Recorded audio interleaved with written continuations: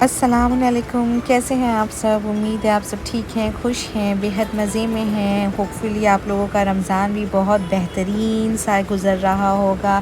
फिर चाहे वो इबादत हो, वो दुआएं मांगनी हो, या वो इफ़्तार तैयार करना हो, सहरी करना हो। तो खैर चलें, इंशाल्लाह आप लोगों के लिए ये बाबरकत महीना और बरकतों का मरकज़ बने।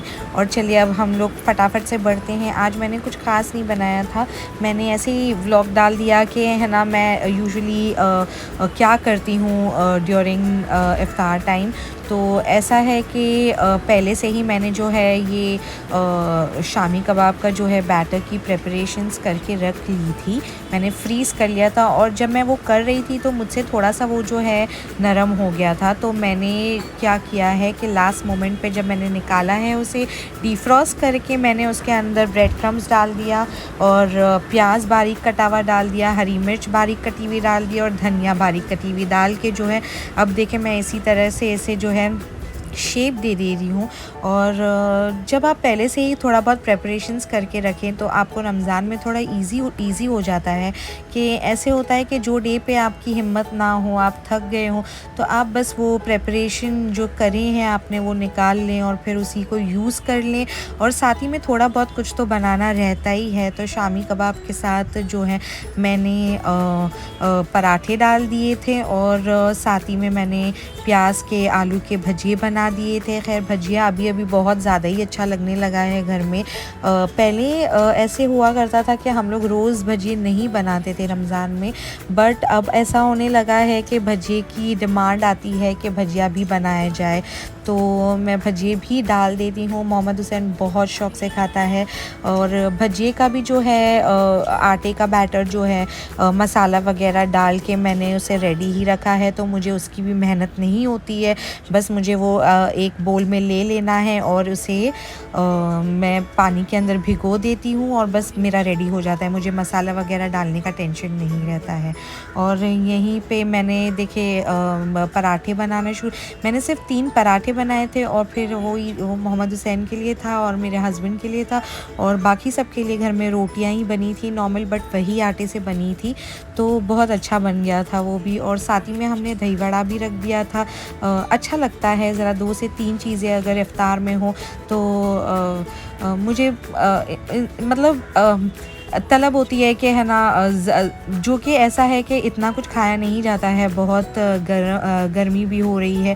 तो जहाँ हम हैं इंडिया में तो बहुत ही गर्मी रहती है इस वक्त, तो फिर बस यही है कि गर्मी भी रहती है, तो इस वजह से इतना ज़्यादा कुछ खाया नहीं जाता है। बट ये है कि सुफ्रा हरा भरा, दस्तरखान जो हो आपका वो हरा भरा हो, और बस अच्छा लगता है कि आप प्रेजेंट कर सको जो भी कुछ है। और रमज़ान एक ऐसा मौका होता है जहाँ सब वक्त पर ही उसी वक्त आके बैठते हैं, बुलाने की ज़रूरत नहीं होती है, अपने आप ही आ जाते हैं दस्तरखान पर।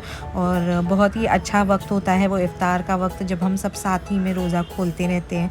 तो बस इसी तरह जो है हमने भी साथ ही में मैंने भी इतना कुछ बना लिया था, नहीं करके भी, ये सोच कर कि है ना आज हिम्मत नहीं हो रही है, तो आज जो हमने पहले से ही प्रेपरेशंस करके रखी थी वही निकाल दे और बना दे। बट ठीक है, ऐसा होता है, 2 से 3 चीज़ें तो बन ही जाती है। आई एम श्योर आप लोगों के घर में भी यही होता होगा, ना करके भी हम अल्हम्दुलिल्लाह सारी चीज़ें कर लेते हैं। और इबादत के लिए भी हमको वक्त निकालना होता है, क्योंकि वो भी ज़रूरी होता है। ये मंथ में इबादत करने का लुत्फ़ एक अलग ही रहता है। तो आप लोग भी अपना रूटीन शेयर करें मेरे साथ कमेंट में, मुझे अच्छा लगेगा। मज़ा आती है आप लोगों की कमेंट वगैरह पढ़ने के लिए। तो मुझे बताएं कि आप लोग भी क्या ऐसे करते हैं, थोड़ा बहुत प्रेपरेशंस करके रखते हैं, ताकि आप जब थके हुए हो और आप में हिम्मत ना हो तो आप बस वही निकाल लो और वही बना लो अपनी फैमिली के लिए। तो बस इसी तरह से मैंने आज ये सारी चीज़ें बनाई थी। तो मैंने सोचा कि मैं कुछ स्पेशल नहीं बना रही हूँ, बट मैं एटलीस्ट आप लोगों को एक ग्लिम्स दे दूँ कि इफ़्तार के वक्त हम कैसे करते हैं, क्योंकि मैं पूरी चीज़ें आप लोगों को रोज़ नहीं बता पा रही हूँ। कोई एक पर्टिकुलर डिश बता देती हूँ जो मेन डिश होती है, बट साथ में मेन डिश के थोड़ी बहुत छोटी मोटी चीज़ें भी आ जाती हैं। तो मैंने जो है पराठों को जो है मैंने तेल में ये टाइम फ्राई किया था, मैंने घी में नहीं किया था। आप चाहें तो घी में भी कर ले, ऐसा कोई मसला नहीं है। और शामी कबाब मेरे बहुत अच्छे से फ्राई हो गए थे। मैंने एग बिल्कुल भी यूज़ नहीं किया है, मैंने डीप फ्राई भी नहीं किया है और बहुत ही अच्छे से बन गए थे। तो आई होप आपको थोड़ा बहुत एंटरटेन कर लेता होगा मेरा जो व्लॉग मैं डालने की कोशिश करती हूँ। सेकेंडली थोड़ा बहुत आइडियाज़ मिल जाते हैं कि क्या क्या बनते हैं सबके घरों में।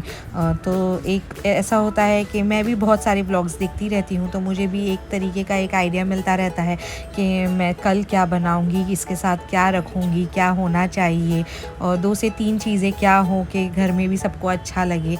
और बस इसी तरह जो है मैंने आपके साथ शेयर किया है मेरा रूटीन, इफ्तार रूटीन। और आप भी ज़रूर बताएं कि आप क्या करते हैं। होपफुली आप इंजॉय कर रहे हैं और देखते रहें मेरे व्लॉग्स को, अपने फ्रेंड्स फैमिली में शेयर करें।